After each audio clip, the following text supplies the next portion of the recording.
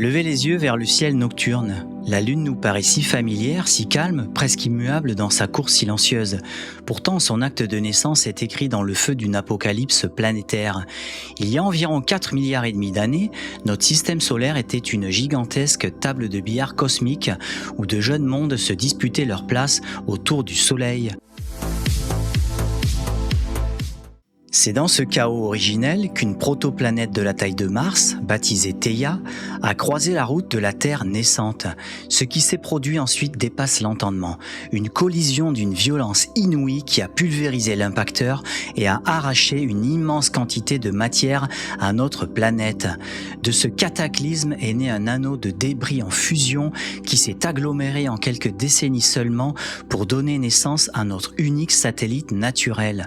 Mais au-delà de cette fresque spectaculaire, les scientifiques se heurtent depuis des décennies à une énigme géochimique obsessionnelle, un véritable casse-tête pour la planétologie. Cette énigme commence dans les années 70, lorsque les astronautes des missions Apollo rapportent sur Terre 382 kg de roches lunaires.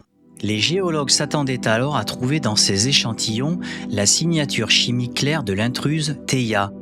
Selon les lois de la planétologie, chaque corps céleste possède sa propre empreinte isotopique dictée par sa distance de formation par rapport au Soleil.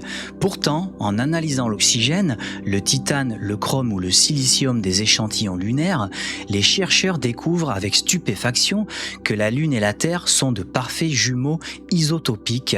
C'est le grand paradoxe de la Lune. Comment un astre né de la collision entre deux planètes distinctes peut-il afficher une composition si rigoureusement identique à l'une d'entre elles? Pour résoudre ce mystère, les astrophysiciens ont d'abord imaginé des théories audacieuses. L'une d'elles suggère qu'immédiatement après l'impact, la Terre et le disque de débris étaient enveloppés dans une immense atmosphère commune de vapeur de silicate.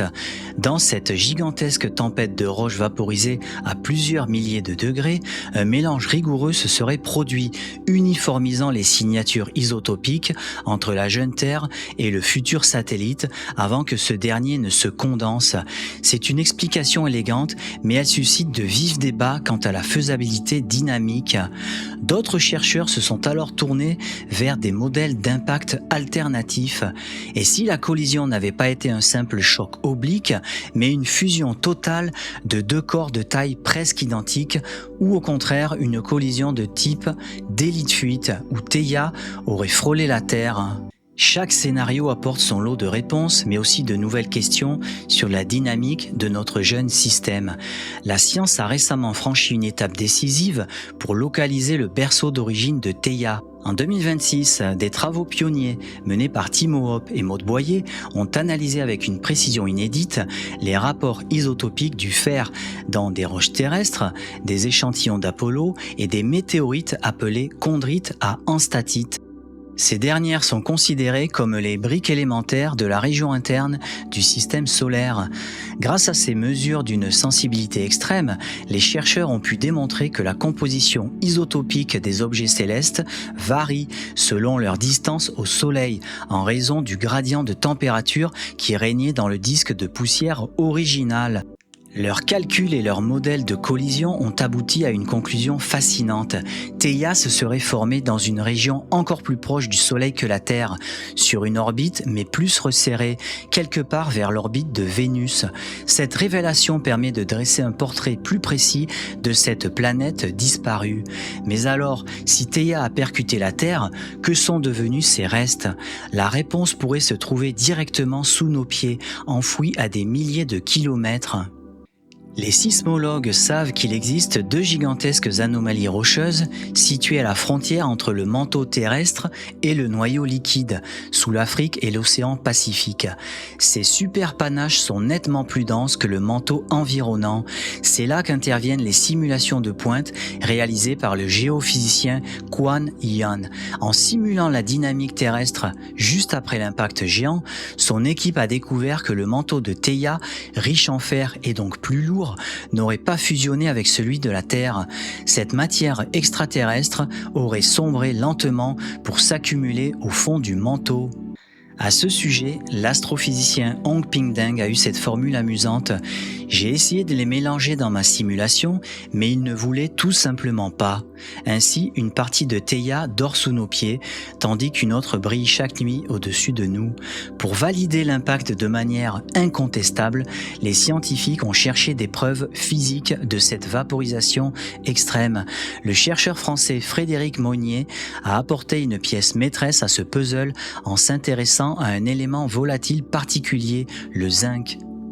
La Lune est connue pour être extrêmement pauvre en éléments volatiles, c'est-à-dire en éléments qui s'évaporent facilement à haute température. En analysant des échantillons lunaires, l'équipe de Monnier a découvert que le zinc restant sur la Lune présente un net enrichissement en isotopes lourds par rapport à la Terre ou à Mars. Ce phénomène s'explique simplement.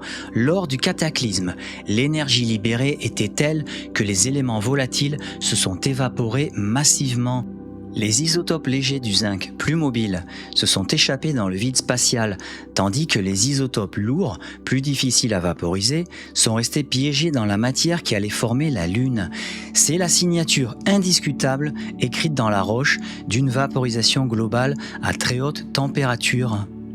Cette dynamique de vaporisation a également laissé des traces subtiles dans des éléments encore plus résistants à la chaleur, les terres rares, comme l'herbium et l'ytterbium. Bien que ces deux éléments partagent des propriétés chimiques similaires, ils diffèrent par leur température de condensation, l'ytterbium étant plus volatile. En regroupant leurs analyses isotopiques sur la Terre et la Lune, les scientifiques ont observé que la Lune est appauvrie en isotopes lourds de l'ytterbium. Ce résultat s'accorde avec un modèle de condensation fractionnée à partir d'un nuage de gaz. Lors de l'expansion du panache de vapeur, les éléments les plus réfractaires, enrichis en isotopes lourds, se sont condensés en premier et sont retombés vers la Terre sous l'effet de la gravité. La Lune s'est alors accrétée à partir de la vapeur résiduelle, enrichie en isotopes plus légers. Ce fractionnement montre que notre satellite n'est pas un simple copier-coller de la Terre, mais le fruit d'un tri thermique géant opéré dans l'espace. L'étude de ces échantillons nous révèle également des secrets sur l'histoire récente de notre satellite grâce au rayonnement cosmique. Sans atmosphère protectrice, la Lune est constamment bombardée par des particules de haute énergie qui provoquent des réactions nucléaires et produisent des neutrons secondaires dans le sol. Certains isotopes, comme l'herbium 167, capturent ces neutrons pour se transformer en herbium 168. En mesurant ces anomalies, les géochimistes disposent d'une horloge cosmique unique. Elle permet d'estimer la durée d'exposition du sol lunaire, le régolithe, directement au vide spatial. C'est grâce à cette technique que l'on peut retracer l'histoire du brassage de la surface lunaire par les chutes incessantes de micrométéorites, un processus que les spécialistes appellent le jardinage de la surface. Cette odyssée scientifique montre à quel point l'histoire de la Terre et de la Lune sont indissociables. Notre satellite n'est pas un simple rocher capturé par hasard, mais une sœur de sang née d'une collision créatrice qui a redéfini notre destin. Sans ce choc avec Theia, la Terre n'existerait pas sous cette forme. La présence de la Lune stabilise l'axe de rotation terrestre, garantissant un climat stable et propice au développement de la vie. Elle ralentit également notre rotation, nous évitant des journées de quelques heures balayées par des tempêtes permanentes. En cherchant à comprendre l'origine de la Lune, nous explorons nos propres racines. Chaque reflet argenté dans la nuit nous rappelle que nous marchons sur les cendres d'un monde disparu et que notre existence tient à une trajectoire orbitale qui a un jour provoqué la plus belle des collisions. Merci d'avoir regardé cette vidéo et on se retrouve très bientôt pour une nouvelle exploration scientifique.